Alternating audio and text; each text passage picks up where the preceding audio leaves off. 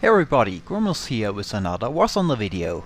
A shorter one this time. With Christmas around the corner I did not have that much time to get footage.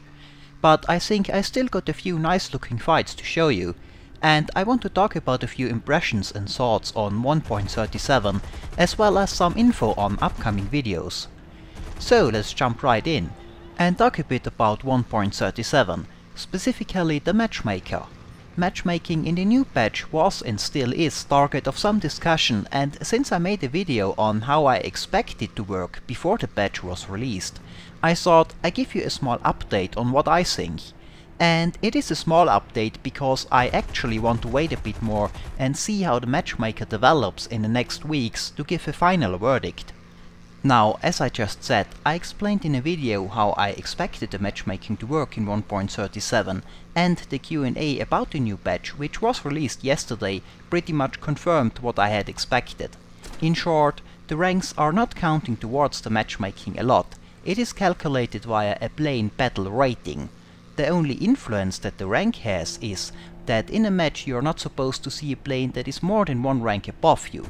That means that depending on the battle rating of a plane, there might be a very effective plane in, for example, rank 2, that because of their battle rating are more likely to be matched against a rank 3 plane than other rank 2s.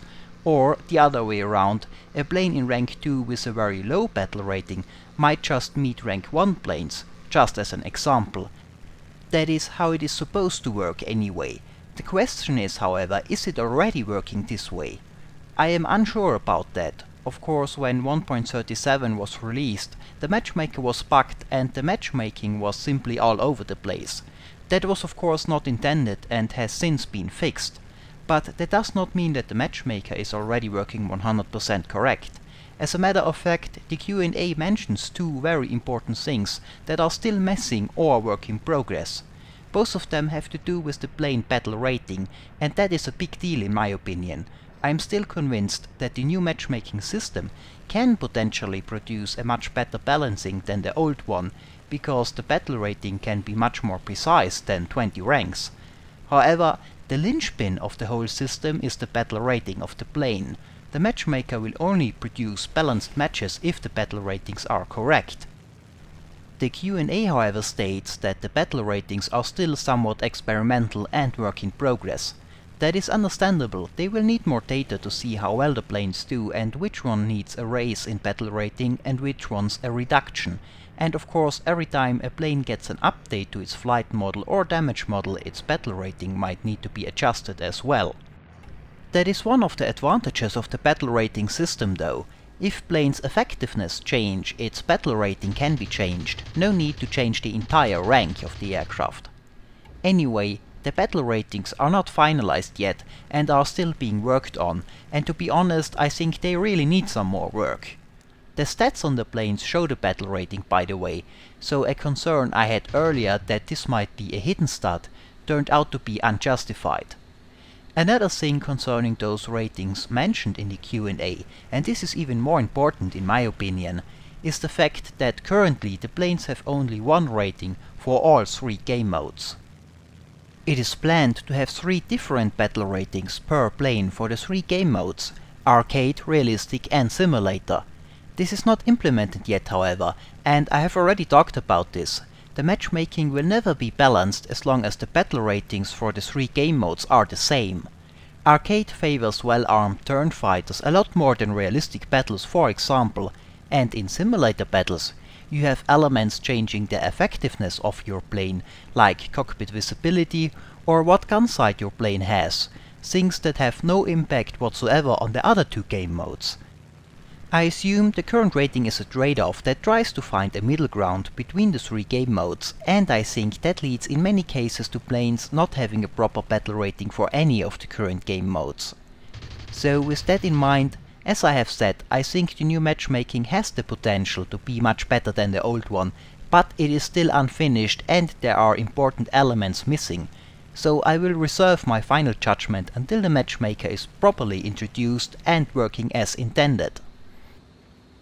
Well then, let's talk a bit about the progression system. I have to say I really like it. Unlocking new planes seems to go pretty quickly, especially in the low to mid tiers. Of course, the higher you go up the ranks, the longer it takes. Tier 4 and 5 planes take a while, but they are top of the line aircraft.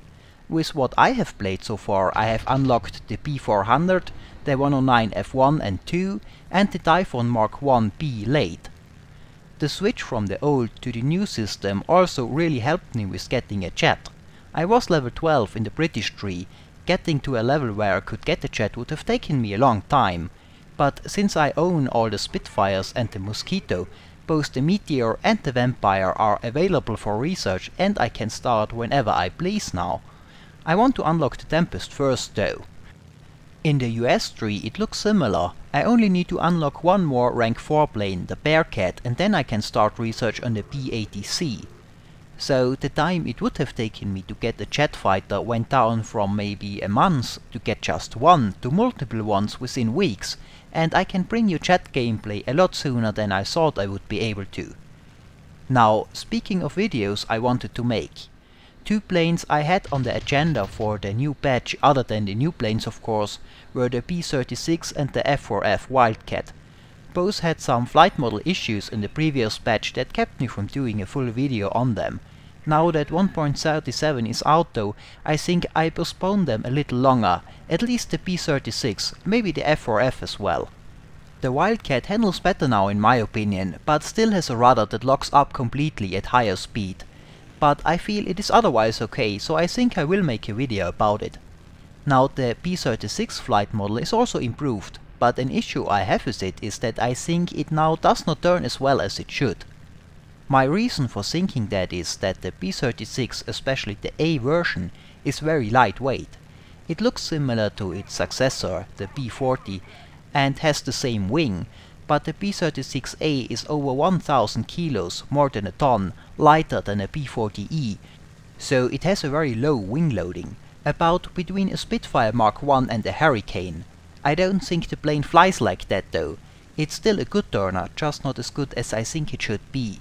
That means the plane's handling just won't fit together with what I would tell you about the wing loading and so on.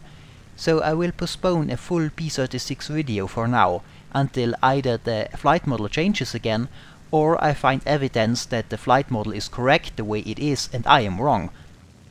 That does not mean that the plane won't show up in future videos though.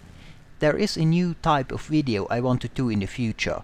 So far my commented battle videos are usually focused on only 1 or 2 planes and are sort of plane analysis videos. I like that format and I will keep doing them, but I want to supplement them with a new random battle video format, which would basically be the same thing, commented fights, but it will feature multiple planes and not have the plane analysis part. The reason is it varies a lot how long it takes to unlock a plane for a plane analysis video, unlock the upgrades, get to know the plane and learn how to use it properly. I don't want to make a video about it if I don't have a clue what I am doing and then get the footage I want. Especially with higher tier planes, unlocking the modules takes a while, and if you don't have them you might not have a proper impression of the plane and again your opinion might not be educated. In short, I want to spend more time with the plane before I make an analysis style video about it. And in order to do that, I will add a random battle format to keep bringing out commented fights on a regular basis. So I can take more time for a plane analysis video and make sure I really know the plane in question, and meanwhile bring other cool fights from planes I fly for fun or to unlock new planes I already know. As the name Random Battle Videos suggests, what plane or how many show up in the video may vary. It could be a different plane for every fight, or the same plane for every fight. I bring whatever I think is most entertaining and or informative. This I hope will also improve the variety a bit and means I can bring more examples for aircraft I have already made a video about, to for example reinforce a point or talk about minor updates on the plane that don't require an entire new video. It also means I can work on multiple analysis videos at the same time. I hope the first one of those new random battle videos will be out soon. Since I want to unlock the Tempest to start work on the Tempest analysis video, I expect the first random battle video will feature some British premiums, Mustang Mark I, Typhoon or Boomerang for example. But again, it's random, so every plane could show up. Well, that was what I wanted to talk about, and this is it for this video. I wish you all a Merry Christmas, and as always, I hope it was entertaining. Thanks for watching, and maybe I'll see you next time.